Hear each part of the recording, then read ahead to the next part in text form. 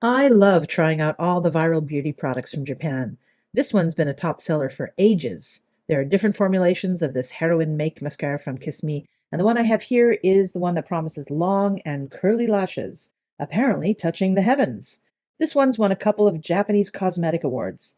Now, it says on the back here, and I wish I'd read this before I made my demo, which I'll share in a couple of seconds, that you need to layer this on a lot, and I probably didn't do that. And also, it says that it's more effective when you curl your lashes. Well, I don't even own a lash curler.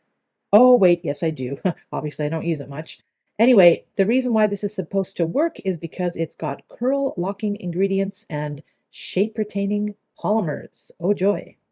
Okay, you'll have to forgive me, guys. I'm blind as a bat. I'm doing this into the camera. I finished this eye here. It's got some Estee Lauder mascara on and my regular eye makeup, and this one is just missing the mascara. So we're going to put on this Heroine Make.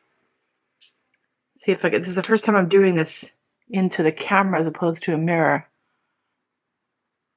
It's going to take a while. I'll go fast forward. This is with the Estee Lauder, and this is with the Can Make. And to be honest, I don't see a difference. Do you see a difference? It's all about how it feels going on, and in that regard, they are very different.